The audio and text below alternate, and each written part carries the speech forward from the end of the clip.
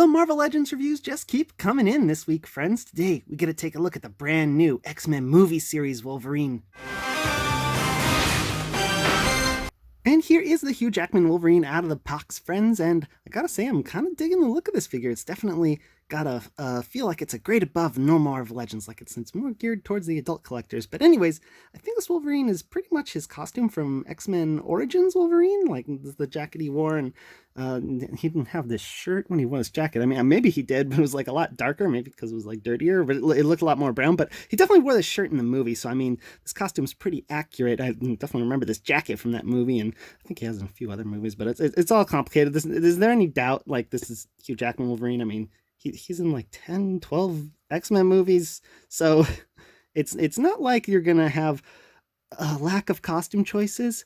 I'm sure he wore all of this at some point within the canon, even if it wasn't on screen, so good pick there. I mean, the sculpt, it looks good. I like this separate rubber piece for the leather jacket. I like the little buttons and stuff. And the shirt there is all sculpted, and we got little lines sculpted on the wife beater underneath. What I dislike, though, is right there in the chest, there's a giant gap there. And I didn't notice that in the store, so I mean, hopefully that's just like a defect on my figure and like a few figures, but watch out for that if you're picking this guy out. But of course, big selling point is that face sculpt, and this is a very angry Wolverine, but like, yeah, it kind of looks like Hugh Jackman.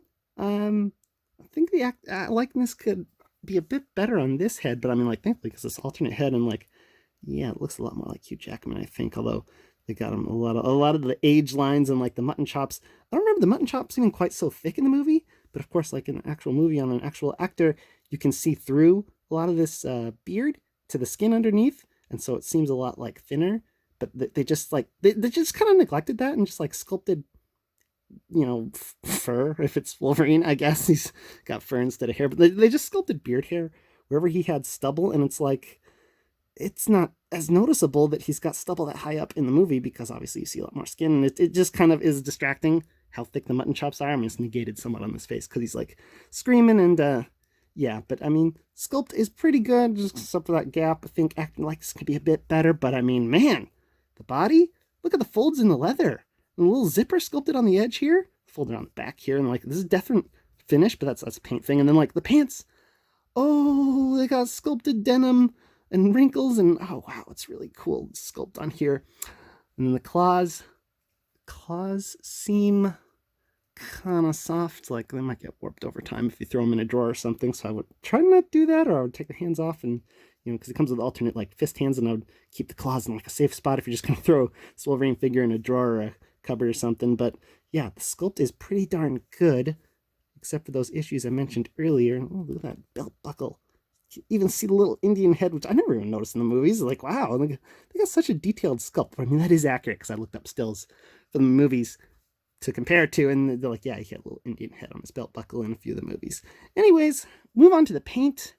There is a really cool wash in a light brown to make it look like dust on the front of his pants, but then it does not continue on the back, for the pants at least. I mean, it's up there on the back for the, I mean, that's not supposed to be sand. I think it's supposed to be wear and tear in the leather, but it's on the back for the jacket at least.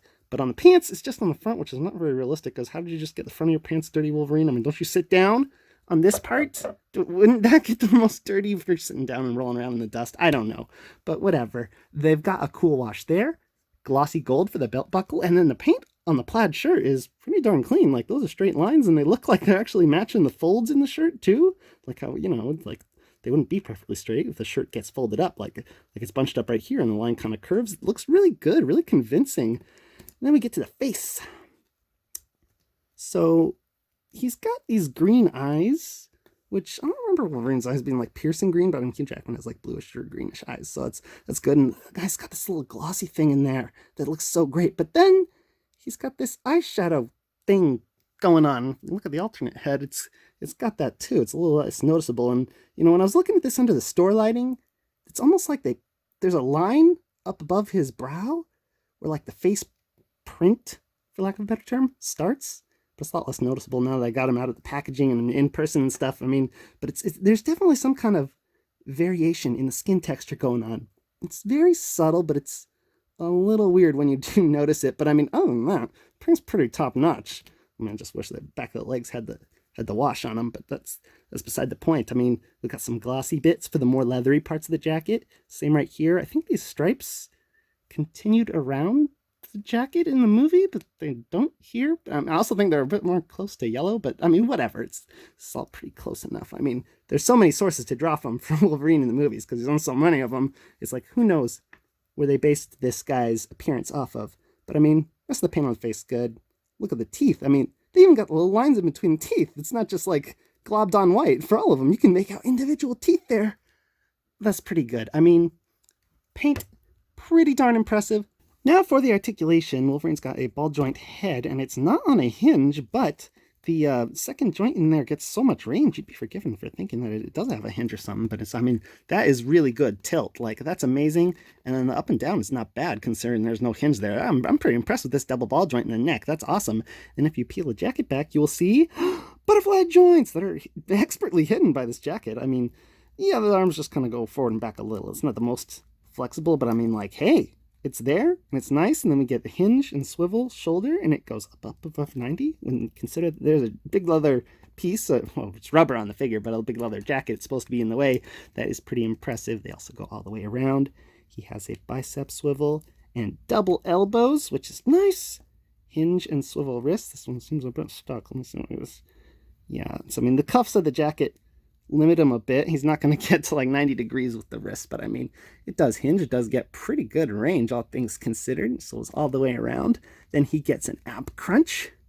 It's kind of impressive how well it blends in with the shirt there. It doesn't really look unnatural or anything. Can't really go back, I guess, because the leather jacket's in the way. It doesn't feel like it's the thing stopping it. It feels like it's just the joint, but whatever. I mean, swivels at the waist, no issue there.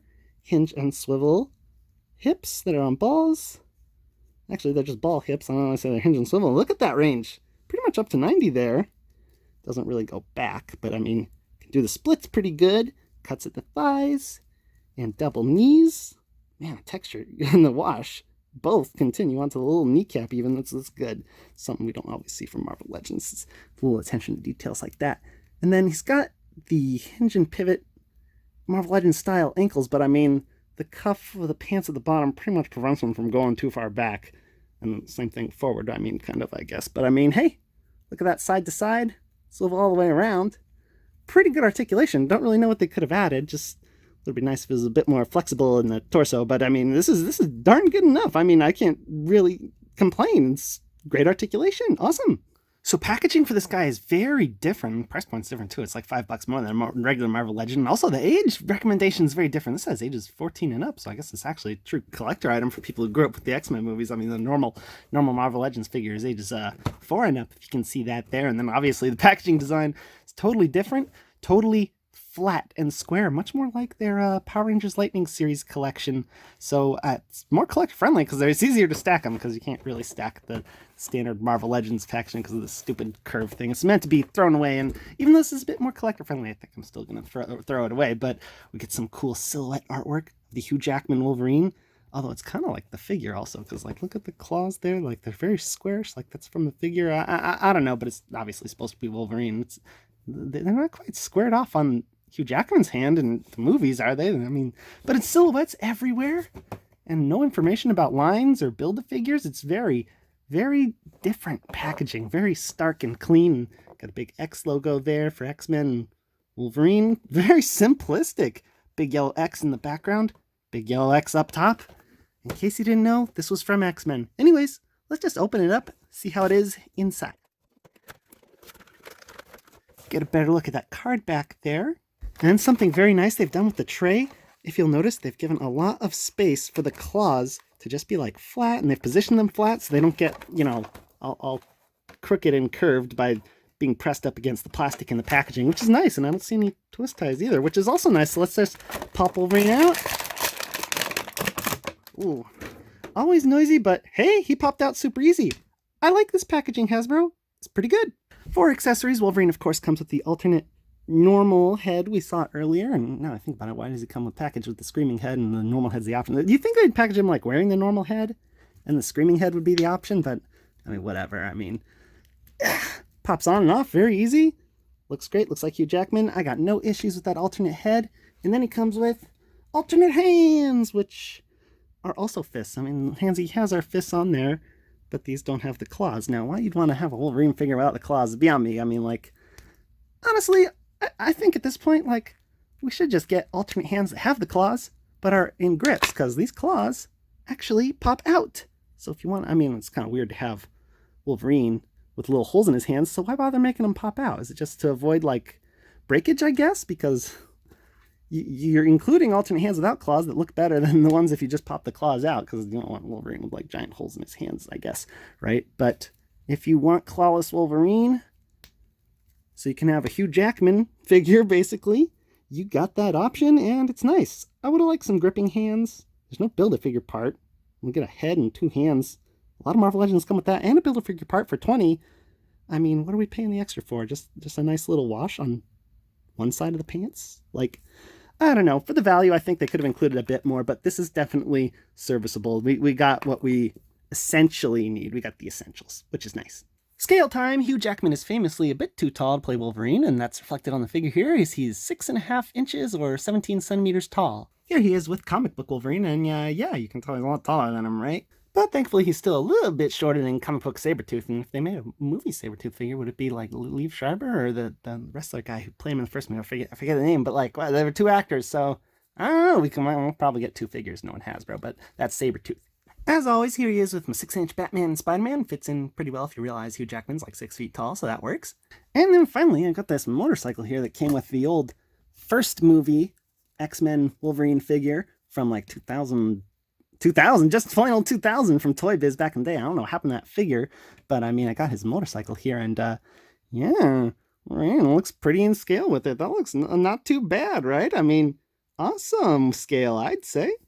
So do I ultimately recommend this figure, friends? Well, heck yeah, I do. I mean, X-Men Origins Wolverine may not be the best X-Men movie ever made or something, but it kind of did give us the established look for Wolverine in the X-Men movie universe when you think of him. So this is a pretty cool figure, pretty definitive look as far as I'm concerned. Just watch out for that gap in the chest, because I don't know how I missed that in the story. It's a pretty bad gaff on Hasbro's part. But otherwise, amazing figure. Go out and get him. Until next time, peace out, YouTube.